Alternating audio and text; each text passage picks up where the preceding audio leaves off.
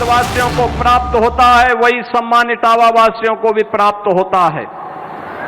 पहचान के संकट से उभारने का काम डबल इंजन की भारतीय जनता पार्टी की प्रधानमंत्री मोदी जी के नेतृत्व की सरकार ने आप सबको दिया है। और इस अवसर पर जब मुझे आज यहां आने का अवसर प्राप्त हुआ तो मुझे बताते हुए प्रसन्नता है कि इटावा जनपद की 128 परियोजनाओं को, जिनकी लागत 604 करोड़ है, इसका उपहार भी मैं इटावा वासियों को प्रदान कर रहा हूं। इसकी हृदय से बधाई देता हूं। इटावा के सामने 2017 के पहले पहचान का संकट किसने खड़ा किया था? किसी और ने नहीं, इटावा से ही जीतने वाले लोगों ने इटावा के सामने पहचान का संकट खड़ा किया था। और जब इटावा के नौजवानों के सामने, इटावा के अन्नदाता किसानों के सामने, इटावा के कारीगरों के सामने, इटावा की बहन और बेटियों के सामने पहचान का संकट आएगा, तो पहचान का संकट ये यूपी का संकट बनेगा। यही तो होता था। लोग इस मार्ग से चलने से डरते थे।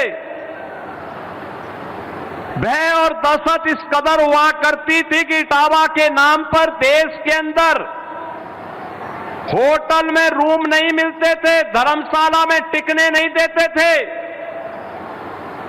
और निवेश के नाम पर तो सब नदारत था, कोई आने वाला नहीं था।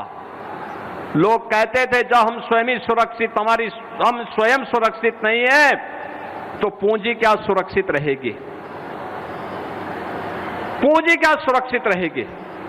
और इसीलिए 2017 में जब प्रधानमंत्री मोदी जी के आह्वान पर आप सबने भारतीय जनता पार्टी के कमल को अपने क्षेत्र में खिलाने का अवसर दिया था, और तब डबल इंजन की भारतीय जनता पार्टी की सरकार ने संकल्प लिया था कि अपराध और अपराधियों के प्रति हम जीरो टॉलरेंस की नीति के तहत काम करेंगे, संगठित अपराधियों की कमर तोड़ेंगे और माफिया को मिट्टी में मिलाने का काम भी करेंगे। बहन और भाइयों, भारतीय जनता पार्टी ने जो कहा वो करके दिखा दिया। जिन्होंने उत्तर प्रदेश के अंदर हर जनपद में एक माफिया दिया था, संगठित अपराध का गढ़ यूपी को बना दिया था, यूपी के नौजवान के सामने पहचान का संकट खड़ा कर दिया था, यूपी के किसानों को आत्महत्या करने के लिए मजबूर किया था,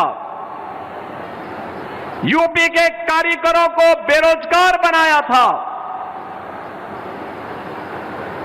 और यूपी के अंदर अव्यवस्था, अराजकता, कर्फ्यू, दंगा, उपद्रव, इसकी पहचान यूपी के साथ जोड़ दी थी।